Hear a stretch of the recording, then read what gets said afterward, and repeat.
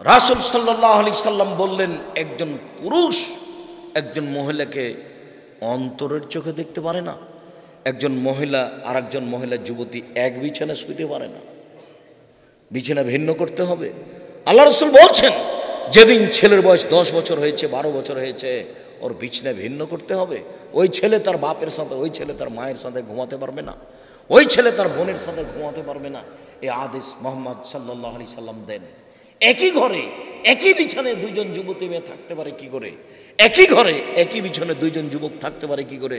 চিরদিনের জন্য হারাম। বুখারী মুসলিম। হলুদ মাখাতে পারে, এই প্রথাতে হলুদ মাখানো হারাম।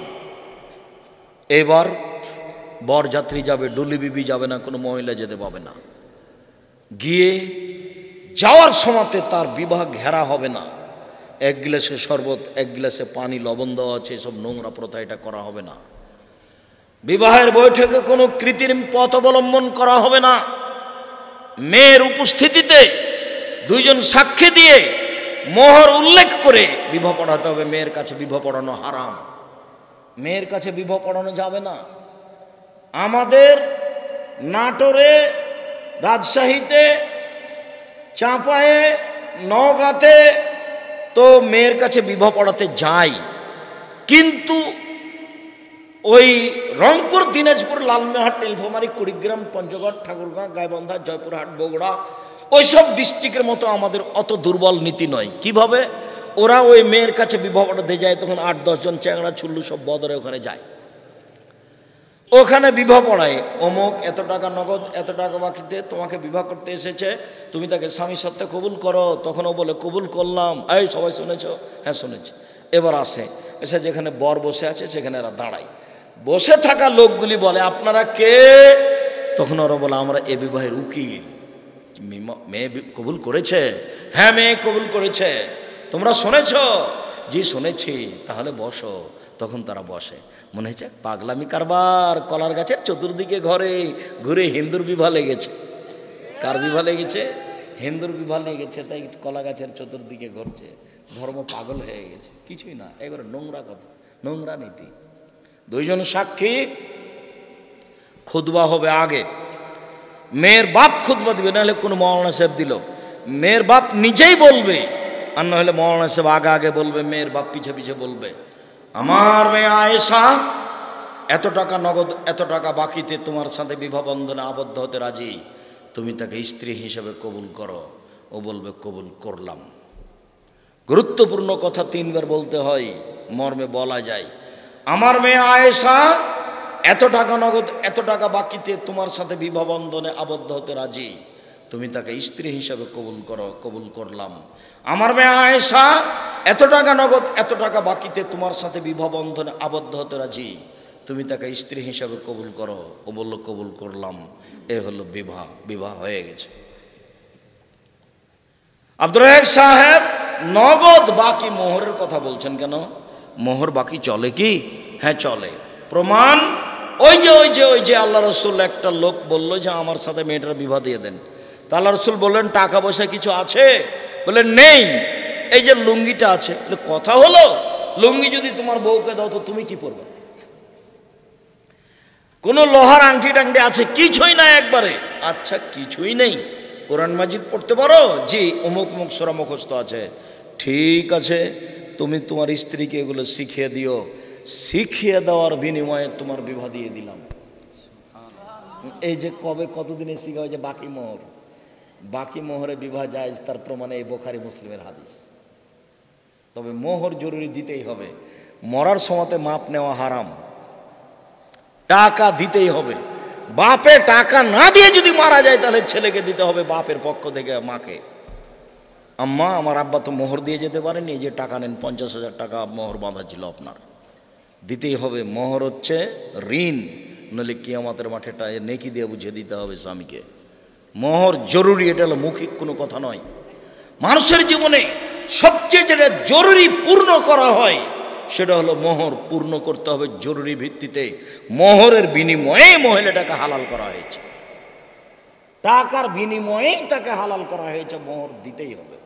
বিবাহ শেষ হয়ে গেছে, এখানে লাফ দিয়ে উঠে বলছে আপনারা মিষ্টি অলিমা খেয়ে যাবেন। আরে অবাক কথা, অলিমা তো বাসরাতের ঘরে সকালে হবে, এখন কোনো কথা নেই। এই মেয়ের বাড়িতে যদি খাওয়া দাওয়ার ব্যবস্থা হয়, তাহলে খাওয়া দাওয়ার পরে ছেলের বাপ বলবে শ্বশুরকে যে আব্বা আপনার তো অনেক কিছু খরচ হলে, যে 50,000 টাকা থাকলো খরচ বাবদ। তখন তো মেয়ের বাপ বলবে বলো কি তুমি অপমান করতে এসেছো? আচ্ছা যাই বলুক, তার মানে মেয়ের বাপের কোনো খরচ হবে না। আচ্ছা খরচ করতে পারে, তবে ছেলের বাপ ওখানে টাকা পয়সা দিয়ে আসবে, এটাই উচিত। কথা কি বোঝা গেল? এখানে আর কোনো নতুন কোনো কিছু করা যাবে না। চাঁপাইনবাবগঞ্জে এখন পরের দিন ওই মেয়ের বাড়ি থেকে 2 জন আসবে, একে নিতে 4 জন আসবে মেয়েটাকে, আবার ছেলের বাড়ি থেকে যাবে 8 জন, মানে সবসময় ডবল। তারপর কত আম আটা আছে, ব্যবহার আছে, গরু আছে, কাশি আছে, ফার্নিচার আছে, সব হারাম। কোনো লেনদেন চলবে না, কোনো লেনদেন চলবে না, সব বন্ধ, কোনো প্রকার লেনদেন চলবে না। আজকে বউ নিয়ে এসেছে, আবার সকালে যেতে হবে এই বিধান নয়, 2 দিন পরে যাবে। বাসর রাতের সকালে অলিমা হতে হবে, বাসর রাতের ঘর সাজাতে হবে, ঘর সাজানো সুন্নাত। আসমা বিনতে ইয়াজিদ বলছেন কাইয়ামতু আয়েশা তালে রাসূলুল্লাহ সাল্লাল্লাহু আলাইহি সাল্লাম, আমি আয়েশাকে সুন্দরী করে সাজালাম আল্লাহর নবীর জন্য। আয়েশা নিজে বলছেন যে আমি আমার বান্ধবীদের কিনে দোলনাতে খেলাচ্ছিলাম, হঠাৎ আমার মা ডাকলেন, আয়েশা। আমি দৌড়িয়ে আসলাম, আমার গায়ে হাতে ধুলোবালি লেগেছিল, তিনি পানি দিয়ে ধুয়ে মুছে দিলেন, তারপর একটা ঘরে নিয়ে গেলেন। দেখি সেখানে আনসারীদের মহিলা। বুঝলাম না মহিলারা, আনসারীরা মহিলারা কেন এখানে, তারা আমাকে সুন্দরী করে সাজালো। তবে আয়েশা রাদিয়াল্লাহু আনহা বলছেন না যে আমাকে কি দিয়ে সাজালো। আসমা বিনতে ইয়াজিদ বলছেন আমি তাকে সুন্দরী করে সাজালাম। কি দিয়ে সাজালেন এটা তিনি উল্লেখ করেননি। সব কিছু ব্যবহার করা যাবে যদি জিনিস বৈধ হয়। মেয়েদের সুগন্ধি যা দেখতে পাওয়া যায়, গন্ধ পাওয়া যায় না। পুরুষের সুগন্ধি যা গন্ধ দেখতে পাওয়া যায় না, গন্ধ পাওয়া যায়। পুরুষের সুগন্ধি যা দেখতে পাওয়া যায় না, গন্ধ পাওয়া যায়। নারীদের সুগন্ধি যা গন্ধ পাওয়া যায় না, দেখতে পাওয়া যায়। নারীদের সুগন্ধি যা গন্ধ পাওয়া যায় না, দেখতে পাওয়া যায়।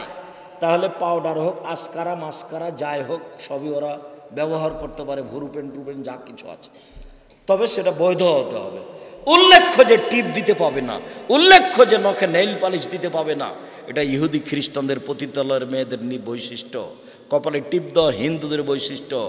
সাথে সাথে ভুরু তোলা হারাম, কাবিরা গুনাহ। বুঝা গেল না? ভুরু তুলে সরু চিকন করা কাবিরা গুনাহ। এই ভুরুতেই যা কিছু আছে, কাজল টাজল সব কিছু দেবে, যেটা সহজ হয়। সাজাতে হবে, এ কথাই ঠিক। বাসর ঘর সাজাতে হবে, সেখানে মিষ্টি রস খানা পানি থাকবে, এ কথাই ঠিক। আসমা বলছেন, আয়েশা রাদিয়াল্লাহু আনহা বলছেন, ঠিক 8:30 9টার সময়তে আমার মা একটা ঘরে নিয়ে গেলেন। দেখি সেখানে আল্লাহ রসুল কেউ নেই। বিষয়টা বুঝতে পারলাম না, ঘরে কেন কেউ নেই, শুধু কেন আল্লাহ রসুল। এটা আমি চিন্তা ভাবনা করতে করতেই দেখলাম আসমা 1 গিলাস শরবত নিয়ে আসলো। এসা আমাকে বলছে, আয়েশা গিলাসটা নেও, শরবতের গিলাসটা নেও। তো আমি নিচ্ছি না, লজ্জা পাচ্ছি, আমাকে ধমকাল, লেও হাতে ধরো, দে আল্লাহ রসুলকে দাও। আমি গিলাসটা হাতে ধরলাম, আল্লাহ রসুলকে দিলাম। আল্লাহ রসুল পান করলেন, আমাকে বললেন তুমি পান করো, আমি পান করলাম। তারপর আমাকে বললেন আসমাকে দাও, আমি আসমাকে দিলাম। আসমা ওখানে মুখ লাগিয়ে পান করলেন শরবত, যেখানে রাসূল সাল্লাল্লাহু আলাইহি ওয়াসাল্লাম মুখ লাগিয়ে পান করলেন। তাহলে বোঝা যাচ্ছে বাসর ঘরে খাওয়ার ব্যবস্থা আছে। বাসর ঘরে ঢুকে প্রথমে মাথায় হাত দিয়ে দোয়া পড়তে হবে, আল্লাহুম্মা নাসআলুকা খায়রাহা খায়রা মা জাবালতাহা আলাইহি ওয়া আউযু বিকা মিন শাররিহা শাররা মা জাবালতাহা আলাইহি। আল্লাহ, এই মেয়েটির কল্যাণ চাচ্ছি, যে কল্যাণ থেকে সৃষ্টি করা হয়েছে। আল্লাহ, এর ক্ষতি থেকে তোমার কাছে বাঁচতে চাচ্ছি। বেহায়া এই নোংরামি থেকে বাঁচতে চাচ্ছি, যে বেহে দেখে সৃষ্টি করা হয়েছে তা থেকে বাঁচতে চাচ্ছি। এইটা হবে প্রথম কাজ, মাথায় হাত দিয়ে দোয়া পড়তে হবে। এরপরে 2 রাকাত সালাত, আগে দাঁড়াবে ছেলেটা, বরটা পিছে দাঁড়াবে কনেটা, 2 রাকাত সালাত। 2 রাকাত সালাতের পরে দাম্পত্য জীবনে যাবে।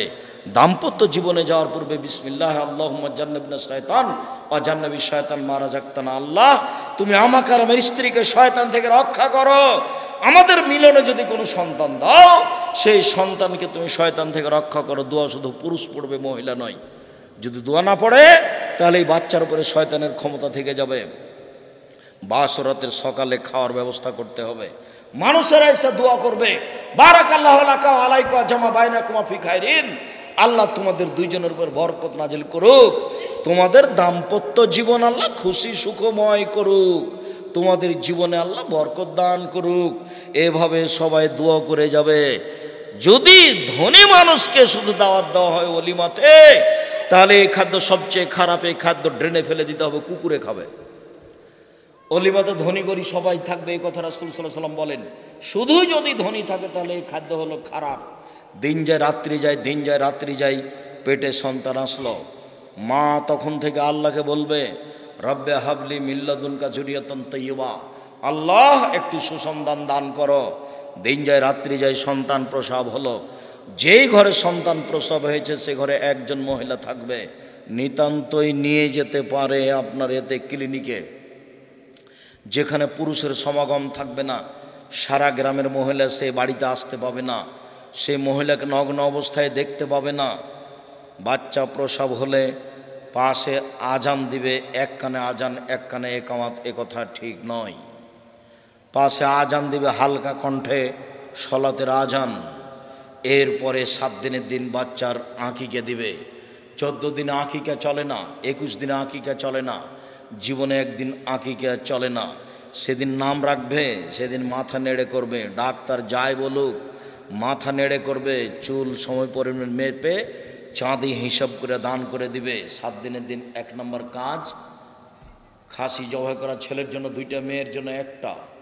ছাগল হোক, ছাগি হোক, বড় হোক, ছোট হোক, কানা হোক, ন্যাংরা হোক, কোনো সমস্যা নেই। তাজা মোটা তাজা দাঁত হতে হবে কুরবানিতে। আঁকিকাতে জান থাকলেই হলো, ছোট বড় যাই হোক, কানা খোড়া যাই হোক। ছেলের জন্য 2টা, মেয়ের জন্য 1টা। 7 দিনের আগেও হবে না, 7 দিনের পরেও হবে না, আঁকিকা দিতে হবে। তারপরে একজন ভালো মানুষের কাছ থেকে তাহানিক করে আসতে হবে, পরহেজগার, চাচা হোক চাচি হোক, গ্রামের আলেম ওলামা যে হোক, তাহানিক করবে। তাহানিক মানে একটা খেজুর মৌলানা সাহেব মুখে নিয়ে অল্প একটু নিয়ে খুব ভালো করে চাবিয়ে একবারে পানি পানি করে হাতের আঙ্গুলে নিয়ে বাচ্চার জিবার উপরে দিবে, ভিতর সাইডে দিয়ে বাচ্চার মাথায় হাত দিয়ে দোয়া করে দিবে, আইযুকুমা বিকালিমাতিল্লাহি তাম্মা মিন কুল্লি শায়তানিন হাম্মা ওয়া মিন কুল্লি আইনিন লাম্মা, এই বলে দোয়া করে দিবে। আল্লাহ ফাক্কিহু ফিদ্দীন, আল্লাহ আল্লিমুল হুকমা। দাদিও জানে না, নানিও জানে না, দাদাও জানে না, দাদিও জানে না, কে কাকে কোলে নিবে ফুফুও জানে না, খালাও জানে না। এমনি কোলে নিয়ে কত যে আদর করে, ওরে আমার সোনা, ওরে আমার অমুক, করে আমার আকাশ পাতাল, কিচ্ছু কেউ জানে না। জিজ্ঞাসা করেন আপনি, এই যত মহিলা আছে, এই ছেলে তোমার মাকে জিজ্ঞাসা করবে, আপনি আপনার স্ত্রীকে জিজ্ঞাসা করিয়েন তো, আচ্ছা তুমি যে আমার বোনের ছেলেটাকে কোলে নিলে কি বলেছে বলো তো? মহিলা হোক পুরুষ হোক, বাচ্চার মাথায় হাত দিয়ে বলতে হবে, আইযুকা বিকালিমাতিল্লাহি তাম্মা, তোমার ব্যাপারে আমি আল্লাহর কাছে আশ্রয় চাচ্ছি আল্লাহর পূর্ণ কালেমা দিয়ে, মিন কুল্লি শায়তানিন হাম্মা, সব শয়তানের ক্ষতি হতে, বিষাক্ত প্রাণী হতে, অমিন কুল্লি আইনিন লাম্মা, প্রত্যেক বিষাক্ত চক্ষু হতে, আর প্রত্যেক বিষাক্ত অভিশপ্ত বিষাক্ত প্রাণী হতে। চক্ষু বদনজর খুব খারাপ জিনিস। বদনজর যদি কারো বাচ্চার উপরে লেগে যায় তাহলে রাতে পায়খানা করে বমন করে তুলে শেষ করবে। জিনের যদি বদনজর লাগে তবু বাচ্চা পেশাব পায়খানা করবে, বমন করবে। যার জন্য সন্ধ্যার সময় সূর্য ডুবো, তখন বাচ্চাকে বাইরে নিয়ে যাওয়া যাবে না, একবারে টোটালে নিষেধ করা আছে। এই শোনো, সন্ধ্যার সময় বাচ্চা ছাদের উপরে নিয়ে যায় না, আঙিনায় নিয়ে যাও না, বাইরে নিয়ে যায় না, নইলে জিনে ক্ষতি করবে, রাতে বাচ্চা চিল্লাচিল্লি করবে। একটু রাত দেরি হয়ে যাবে তখন বাইরে করিও, এ কথা মুহাম্মদ সাল্লাল্লাহু আলাইহি সাল্লাম বলেন। সম্মানিত দিনী ভাই বোন, আকিকার পরে হলো মুসলমানি দেওয়া, খাতনা দেওয়া, কোনো অনুষ্ঠান হবে না। বাচ্চা যদি ছেলে বাচ্চা হয় তাহলে প্যান্ট পরাতে পারেন, তবে টাকনুর উপরে পায়জামা পরাতে হবে। মেয়ে বাচ্চা হলে সবসময় পায়জামা পরাতে হবে, কোনো সময় জাঙ্ঘে পরাতে পাবেন না। সুন্দর একটা নাম রেখেছেন, সবসময় নাম ধরে ডাকবেন। নামটাকে ছোট নাম যেটা আদরের সেটা বলতে হবে না, আসল নামটা হলো আদরের। আব্দুর রহমান আসল নাম, বাস ওটা বলে মা ডাকবে, ওটা হলে বাপ ডাকবে। ছেলে বড় হয়েছে, কথা ফুটেছে, এখন বাচ্চাকে সালাম কালাম শেখাতে হবে। বাচ্চা বাহিরে যাবে, সালাম দিয়ে যাবে।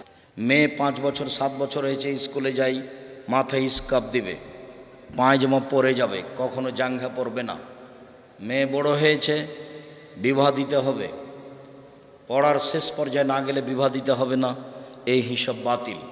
সম্মানিত দিনী ভাই বোন, 2 জন মিলে, স্বামী স্ত্রী মিলে সংসার সাজাবে।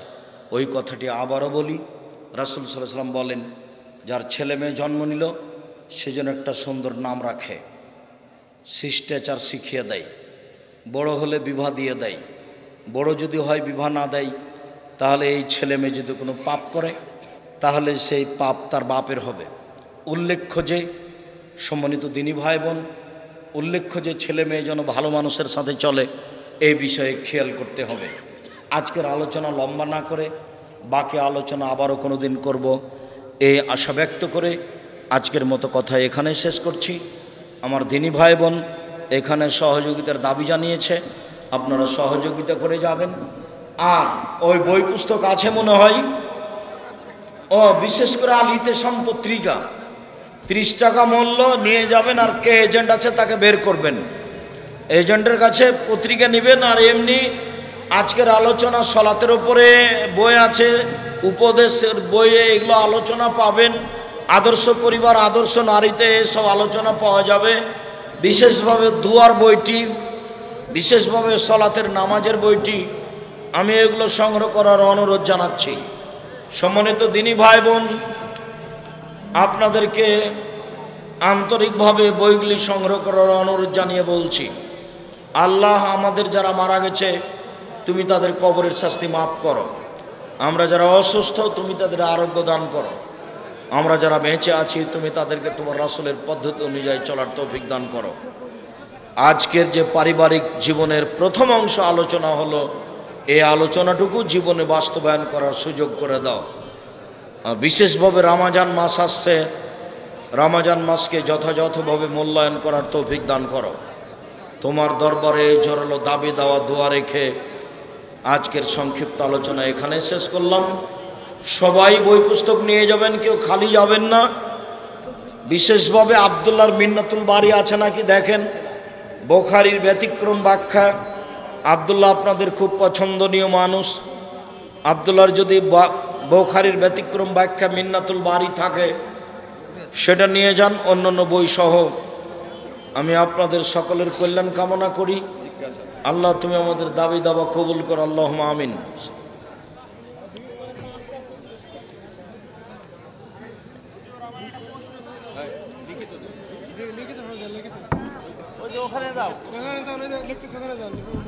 জি, কয়েকটা জিজ্ঞাসা।